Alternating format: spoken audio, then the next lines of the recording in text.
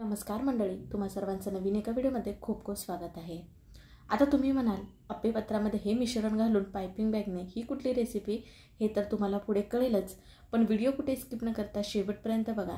तुम्ही सुद्धा ना बघितल्यानंतर केल्याशिवाय राहणार नाही एवढी तुम्हाला गॅरंटी देऊ सांगते। चला तर मग ही नेमकी रेसिपी काय आहे वेळ न करता आजच्या व्हिडिओला सुरुवात करूया।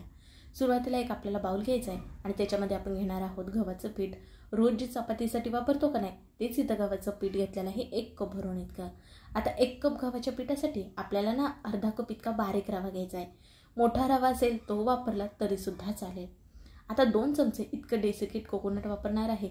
अगदी नाही वापरला तरी सुद्धा चालेल, पण खायला चव जरा छान येते म्हणून इथे मी वापरलेलं आहे। अगदी सुकं खोबरं खिसून वापरला तरी सुद्धा चालेल। फ्लेवरसाठी ना थोडीशी वेलची पूड घातलेली आहे आणि थोडंसं मीठ घातलेलं आहे। आता सर्व ह्या पिठामध्ये आपण मिसळून घेऊयात।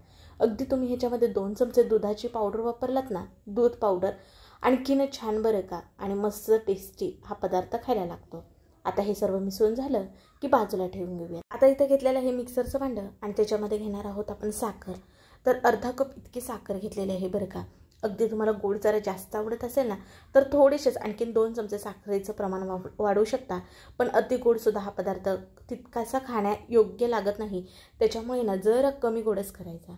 मिक्सरला छान अशी पिठी साखर करून घेतली आणि सर्व पिठी साखर ना ह्या सुक्या पिठामध्ये ना घालून घेतली। आता सर्व हे कोरडे जिन्नस आहेत का नाही ते छान प्रकारे मिसळून घेऊयात।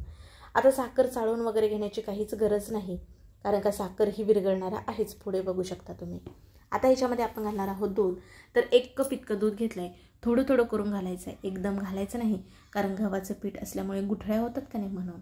आता तुम्ही म्हणाल दुधाच्या ऐवजी पाणी वापरू शकतो का, तर हो तुम्ही अवश्य पाणी वापरू शकता, पण दुधाने हा पदार्थ ना आणखीन खायला टेस्टी लागतो बरं का। पण शक्यतो करून दुधाचा वापर करून मला सांगा। आता सर्व छान प्रकारे असं मिसळून घ्यायचं। जरासुद्धा ह्याच्यामध्ये गुठळ्या ठेवायच्या नाहीत। गव्हाचं पीठ असल्यामुळे थोडंसं चिकट असतं बघा, त्याच्यामुळे ना आपल्याला छान असं फेटून घ्यायचं आहे। दूध एकदम घालायचं नाही, थोडं थोडं घालायचं। दूध इथं ना मी म्हशीचं घेतलं आहे, तुम्ही कुठलंही म्हशीचं गाईचं घेऊ शकता। तुम्हाला हवं तर तुम्ही ह्याच्यामध्ये एखादा चमचा ना तूप घातलात ना तरी सुद्धा चालेल बरं का। मिश्रण ना जास्त सैलसर सुद्धा ठेवायचं नाही आणि जास्त घट्ट सुद्धा ठेवायचं नाही। जरा घट्ट वाटतंय म्हणून थोडंसं दूध घालून पुन्हा छान प्रकारे मिसळून घेतलं। आता बघा 1 कप गव्हाच्या पिठासाठी ना 1/4 कप इतकं मला दूध लागलेलं आहे। छान प्रकारे मिसळून झालं की याच्यावरती झाकण ठेवूयात आणि 10 मिनिटं असंच ठेवूयात, कारण ह्याच्यामध्ये रवा वापरला ना तो फुलला जाईल म्हणून। आता 10 मिनिटानंतर इथं झाकण काढलेलं आहे आणि बघा अगोदरपेक्षा मिश्रण छान एकदम मऊसूत असे बॅटर झालेलं आहे।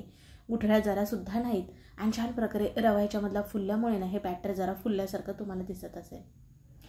आता बघा इथं माझ्याकडे आहे पाइपिंग बॅग। जरी तुमच्याकडे पाइपिंग बॅग नसेल तर आपल्याकडे दुधाची पिशवी असते बघा, ते छान प्रकारे धुवून घ्यायची, कोरडी करून घ्यायची आणि जसं इथं आपण पाइपिंग बॅगला करणार आहोत तसंच त्या दुधाच्या पिशवीला करायचं। अगदी तेलाची सुद्धा पॅकेट पिशव्या मिळतात बघा, त्यांचा सुद्धा वापर तुम्ही करू शकता। आता छान प्रकारे पाइपिंग बॅग ना ग्लासमध्ये सेट करून घेतली आणि तयार केलेलं आपण जे मिश्रण होतं ना ते ह्याच्यामध्ये घालून घेणार आहोत। हे मिश्रण करण्यासाठी जिथं मी गव्हाच्या पिठाचा वापर केला ना तिथं तुम्ही अगदी मैद्याचा सुद्धा वापर करू शकता, पण हा पदार्थ मुलांसाठी खास करत असल्यामुळे शक्यतो करून गव्हाच्या पिठाचाच वापर करा। आता छान प्रकारे मिश्रण भरून झालं की पाठीमागे इथं गाठ मारून घ्यायची। अगदी तुम्ही रबर लावून घेतलात तरी सुद्धा चालेल। गाठ अशी ना जरा दाबून घट्टच बांधायची, म्हणजेच की मिश्रण हिटून बाहेर निघणार नाही ह्याची काळजी घ्यायची। आता पुढचं जे टोक आहे ना ते आपण कैचीने कापून घेणार आहोत। अगदी जास्तीचं कापायचं नाही, नॉर्मलच थोडं आपल्याला कापून घ्यायचं आहे बघा, म्हणजे मध्यम आकाराचं। आपण अप्पेपत्रामध्ये सोडणार आहोत नाही, मग जास्तीचं मोठं सुद्धा ठेवायचं नाही, नाहीतर एकदम पटपट असं मिश्रण बाहेर येतं म्हणून। आता चला आपण गॅसकडे वळूया। तर गॅसवरती बघा अप्पेपत्र ना अगोदरच गरम करायला ठेवलं होतं। आता त्याच्यामध्ये नाही तर मी तूप घालून घेत आहे। तुपाच्या ऐवजी तुम्ही तेलाचा वापर केला तरी सुद्धा चालेल, पण तुपामध्ये केल्यामुळे कसा हा पदार्थ आपला हेल्दी बनतो, पौष्टिक। शिवाय ना तेल बरेच जण खात नाहीत, मग तुम्ही तुपाचा वापर करून हा पदार्थ करू शकता। तुपामध्ये केल्यामुळे टेस्ट सुद्धा खूप छान येते बरं का। आता बघा हे जे आपण मिश्रण केलं ना ते पाइपिंग बॅगमधून बघा असं गोल गोल फिरवायचं आहे। इथे व्हिडिओमध्ये तुम्हाला दिसत असेल ह्या पद्धतीने। आता हा जो नाश्ता आहे ना तो तुम्हाला ना 2 पद्धतीत दाखवणार आहे। म्हणजे आता जे आपण बॅटर केलं बघा त्याच्यामध्ये जरासुद्धा सोडा इनो वापरलेला नव्हता, आणि नंतर तुम्हाला आणखीन एक ह्याची बॅच करून दाखवणार आहे, ते सोडा वापरून दाखवणार आहे, म्हणजे तुम्हाला दोन्हीतला फरक समजेल।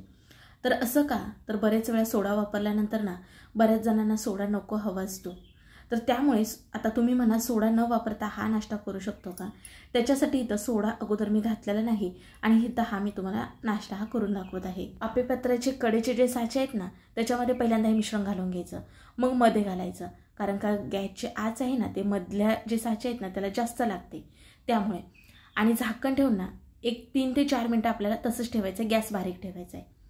आता झाकण काढलेलं आहे आणि पहिल्यांदा मध्यभागी जे आपला नाश्ता आहे ना तो पलटी करून घ्यायचा. बघा तिथं जास्त लालसर झालं का नाही, कारण तिथे गॅसची आच लागते म्हणून. छान सर्व जे आप्पे आहेत ना ते पलटी करून घेतलेत आणि ह्याच्यावरती झाकण ठेवून पुन्हा दोन्ही बाजूनी छान प्रकारे आपण भाजून घेणार आहोत. गॅस जरा पण तुम्हाला वाढवायचा नाही, बारीक गॅसवरतीच हे भाजून घ्यायचे आहेत, नाहीतर हे ना आतून कच्चे राहण्याची शक्यता असते म्हणून. आता बघा जे भाजलेत असं वाटतंय ना, म्हणजेच की असा छान लालसर तांबूस रंग आला की आपण काढून घेणार आहोत. आणि बाहेरच्या ज्या आपेपत्राच्या साच्यामध्ये आहेत ना त्या आतमध्ये घेणार आहोत आपण आणि ते सुद्धा दोन्ही बाजूनी ना छान प्रकारे भाजून घेणार आहोत. आता वरून थोडंसं पुन्हा मी तुपाची धार सोडले आणि रंग ह्याला सुद्धा छान प्रकारे येऊसपर्यंत ना भाजून घेणार आहोत, म्हणजे कुठेही कच्चे राहायला नको म्हणून. आता बघा थोडे करून आप्पे ना सर्व ह्या पद्धतीने भाजून घेतलेले आहेत. पण सुरुवातीपासून शेवटपर्यंत तुम्हाला गॅस बिलकुल सुद्धा वाढवायचा नाही, बारीक गॅसवरतीच नाही हे आप्पे छान प्रकारे भाजून घ्यायचे आहेत, तरच ते आतपर्यंत भाजले जातात. नाहीतर ना गव्हाच्या पिठाच्या आतमध्ये गाठी बनले जातात, त्याच्यामुळे ना बारीकच गॅस करून भाजून घ्यायचे. आता सर्व हे आप्पे आहेत ते छान प्रकारे भाजून झालेत. आता खाली एका डिशमध्ये काढून घेतले. बघा इथं तुम्हाला दिसण्यावरनं समजत असेल, वा काय छान दिसतात. आपण छान गोल फिरून हे मिश्रण घालत होतो बघा आप्पेपत्रामुळे, त्याच्यामुळे लेअरसुद्धा छान आल्यात. आता तुम्हाला मोडून दाखवते. बघा जसे पाहिजे तसे नरम झालेले नाहीत, पण जर तुम्हाला सोडा टाकून जर आवडत नसेल तर तुम्ही ह्या पद्धतीत हे गोड आप्पे करू शकता. आता चला तुम्हाला दुसरी पद्धत दाखवते, ती म्हणजे सोडा टाकून आता हे गोड आप्पे कसे होतात ते पाहूयात. तर आपलं मिश्रण अगोदरच केलेलं होतं, उरलेलं होतं, त्याच्यात थोडंसंच एक चिमूटभर इतका खाण्याचा सोडा टाकला आहे, थोडंसं दूध टाकून पिठामध्ये सर्व छान प्रकारे हे मिसळून घेतलेलं आहे. ते तुम्ही ह्या मिश्रणामध्ये ना ड्रायफ्रूट घातलात ना तरीसुद्धा चालेल, जसं की काजू बदाम जर मुलं खात असतील तर, नाहीतर प्लेन हे गोड आप्पे तुम्ही करू शकता. आता हे गोड आप्पे करण्यासाठी आपण बघा साखरेचा वापर केला. बरेच जण म्हणतील की गुळाचा वापर केला तर चालेल का?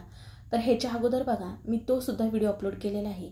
म्हणजे दूध वापरायचं नाही आपल्याला, जो गूळ वापरणार आहोत ना आपण तो पाण्यामध्ये विरघळून घ्यायचा आणि ते पाणी ह्याच्यामध्ये घालून तुम्हाला मळून घ्यायचं. म्हणजे ना तुम्ही तसे गोड आप्पे केलात तरीसुद्धा चालेल. अगदी जरी पायपिंग बॅगनी तुम्हाला नसेल करायचं तर सरळ आपलं तेल तापत ठेवा आणि हे जे मिश्रण केलेले आहेत त्याचे छान गुलगुले कसे सोडतो तसे सोडून द्या, तरी देखील खायला छान लागतात. पण हे आप्पेपत्रामध्ये केल्यामुळे कसा आकार छान प्रकारे धरला जातो. त्याचबरोबर आपण हे तुपामध्ये केलेले आहेत आणि कमीत कमी तुपामध्ये केलेत बघा.